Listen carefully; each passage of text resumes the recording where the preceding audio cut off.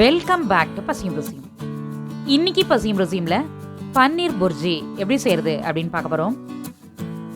சப்பாத்தி, பூரி, ரொட்டி, நான், பிரெட் இதுக்கெல்லாம் சைடிஷா பயன்படுத்தக்கூடிய ஒரு அருமையான இந்த ரெசிபியை ஸ்கிப் பண்ணாம லாஸ்ட் வரைக்கும் பார்த்து நீங்களும் கண்டிப்பா ட்ரை பண்ணி பாருங்க. வாங்க ரெசிபிக்குள்ள போகலாம். கொஞ்சமா ஆயில் சேர்த்துக்கலாம். ஆயில் ஹீட் ஆன பிறகு ஒரு பெரிய வெங்காயத்தை இந்த மாதிரி நல்லா ஃபைனாக சாப் பண்ணி ஃப்ரை பண்ணிக்கணும். நல்லா வதக்கிக்கணும், டீப் ஃப்ரை பண்ணிக்கணும். நல்லா கலர் சேஞ்ச் ஆகிற அளவுக்கு ஃப்ரை பண்ணிக்கணும்.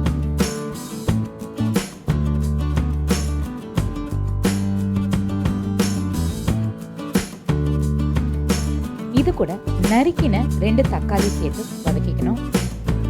வெங்காயம் நறுக்கின பிறகு எந்த குவான்டிட்டி இருக்கோ அதே குவான்டிட்டி தக்காளியும் நறுக்கின பிறகு இருக்கணும். 2 ஈக்குவலாக இருக்கணும்.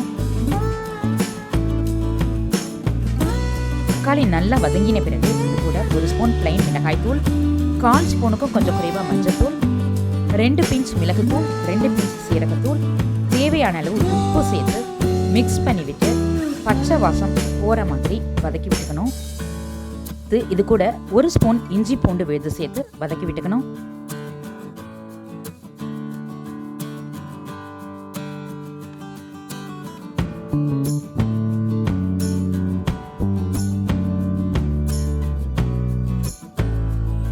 இந்த ஸ்டேஜில் 1.5 கிளாஸ் வாட்டர் சேர்த்து கொதிக்க விடணும்.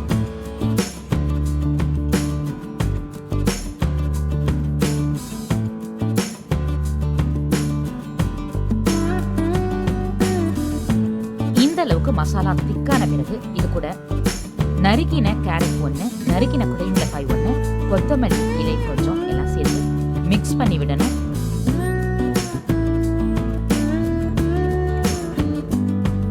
மிக்ஸ் பண்ணி விட்ட பிறகு ஒரே ஒரு ட்ராப் நெய் விட்டுக்கணும். இப்படி விடுறதுனால நல்ல டேஸ்டாகவும் இருக்கும். குடை மிளகாய், கேரட் எல்லாம் கலர் மாறாமல் ஃப்ரெஷ்ஷாகவும் இருக்கும்.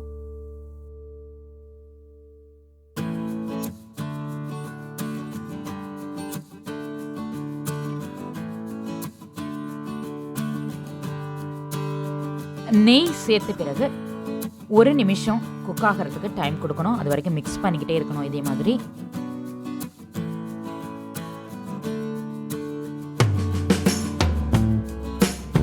இது கூட துருவின 100 கிராம் பன்னீர் சேர்த்து நல்லா மிக்ஸ் பண்ணிவிட்டு ஸ்டவ் ஆஃப் பண்ணிடலாம்.